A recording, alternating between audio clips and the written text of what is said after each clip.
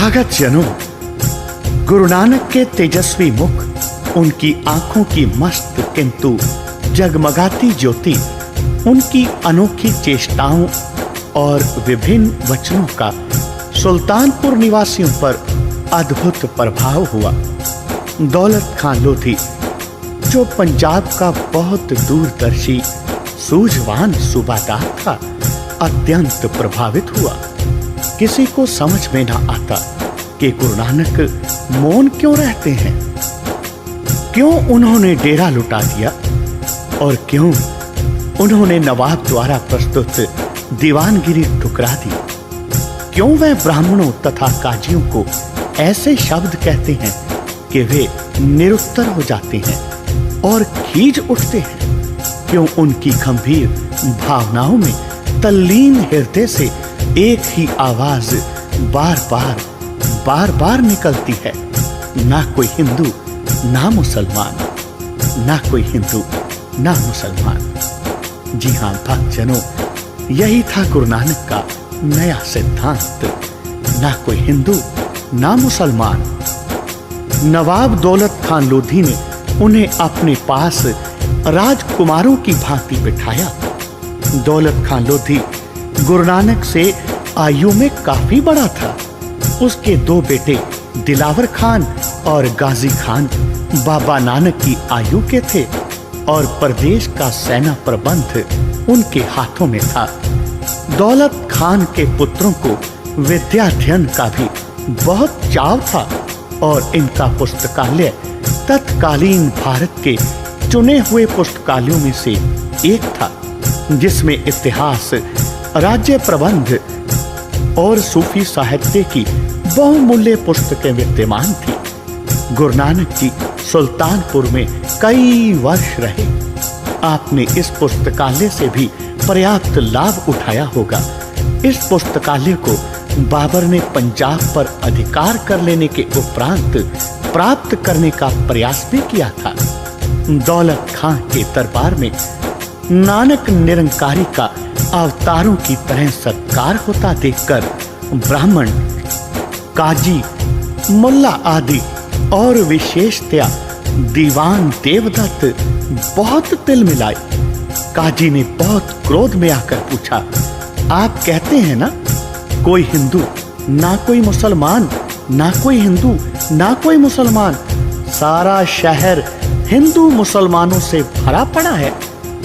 यह क्या दीवानापन है कि बार बार आप नारे लगा रहे हो, ना कोई हिंदू ना मुसलमान, ना कोई हिंदू ना मुसलमान। इतनी बात सुनकर बाबा नानक जी ने उत्तर दिया, देह हिंदू है, देह ही मुसलमान है। मैं देह का साक्षी उससे भिन्न हूँ। सर्वव्यापक आत्मा समान है। यह ना हिंदू है ना मुसलमान, सबका प्रभु एक है। वह ना केवल हिंदुओं का है ना मुसलमानों का, वह संपूर्ण मानव सृष्टि का परमेश्वर है। काजी और भी तिलमिला उठा, ए नानक, क्या मुसलमान इंसान नहीं? क्या तुम मुसलमानों के अस्तित्व को नहीं मानते? क्या मोहम्मद साहिब ने जो पैगाम दिया है वह निर्मूल है? क्या दीने इस्लाम का रास्ता सत्य नहीं है? मुझे अभिमान है कि मैं मुसलमान हूँ। मुसलमान वही है जो इस्लाम पर ईमान लगाए।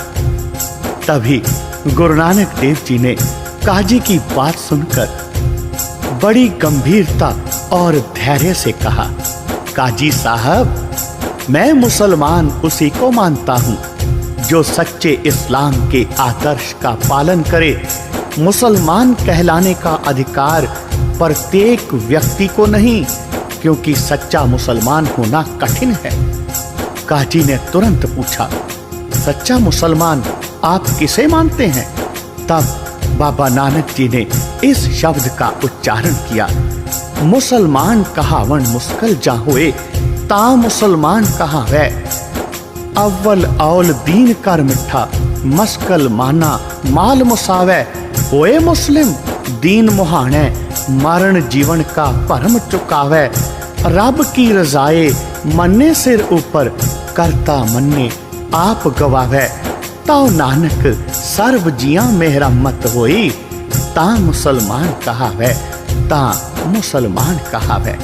गुरु जी कहने लगे, उनकी दृष्टि में सच्चा मुसलमान वह है जो सर्वप्रथम सत्य के मार्ग को ग्रहण करे, सांसारिक धन पदार्थ की तृष्णा से पवित्र रहे, जन्म मरण का यथार्थ ज्ञान का अनुभव हो, परमेश्वर की इच्छा शिरोधार्य करे, अहम और अहंकार को अपने मन से दूर कर दे, सब प्राणियों में प्रभु का निवास जाने। जिसमें यह गुण हो वस्तुतः वही मुसलमान कहलाने का अधिकारी है, अन्य कोई नहीं। काजी गुरु नानक देव जी की यह बातें सुनकर मौन हो गया। एक और खड़े मुल्ला ने प्रश्न किया, हिंदुओं के विषय में आपकी क्या राय है और वास्तविक हिंदू कौन है? तब गुरु नानक देव जी ने उत्तर दिया, हिंदू मूले पुल्ले अखुट्टी जाही, नारद कहा से पूज कराही, अंधे गूंगे अंध अंधार, पाथर ले पूजे मुग्ध गवार, ओह जा आप डुबे तुम कहां तारणहार। हिंदू भी भूले हैं और गलत रास्ते पर जा रहे हैं। उनकी मनोवृत्ति नारद के आदेश पर चल रही है, जिसने उन्हें मूर्ति पूजा में प्रवृत्त कर दिया। इस कारण वे अंधे हैं, ब्रह्म दृष्टि से देख नहीं सकते, वे मूक हैं, परमेश्वर का यश नहीं गा सकते, पत्थरों की पूजा करते हैं, अतएव मूर्ख और गंवार हैं। पत्थर जो स्वयं डूबने वाला है, वह इन हिंदुओं को कैसे पार उतार सकता है? सच्चा हिंदू वह है जो काम, क्रोध, असत्य, निंदा और अहंकार को मन से दूर करे, स्त्रियों का मोह त्याग दे और जगत प्रभु राजा को प्राप्त करे, मान अभिमान दोनों को छोड़ दे, स्त्री पुत्रों की झूठी प्रीत का त्याग करे, तृष्णा की आशा छोड़कर राम में लिव लगाए। जिस समय गुरु नानक देव जी ने यह बातें कही तो सबने पूछा, आप हिंदू हैं या मुसलमान? तो गुरु साहब उत्तर देने लगे, सभी हिंदू और मुसलमानों के शरीरों की रचना सामान्य तत्वों से हुई है। शारीरिक रूप से मैं ना हिंदुओं से भिन्न हूँ ना मुसलमानों से। मैं उस एक परमेश्वर की आराधना करता हूँ जिसको हिंदू और मुसलमान भिन्न भिन्न नामों से पुकारा करते हैं और अपने प्रभु को एक दूसरे के प्रभु से अलग समझते हैं। मेरी आत्मा ज्योति स्वरूप प्रभु की साक्षी है। यह प्रभु की ज्योति जो मेरे अंदर निरंतर प्रज्वलित है, यह ना हिंदू है ना मुसलमान। सृष्टि के सभी मनुष्य मेरे भाई हैं, मेरे हमसफर हैं, जो प्रभु की आराधना करते हैं, उसकी याद में जीते हैं।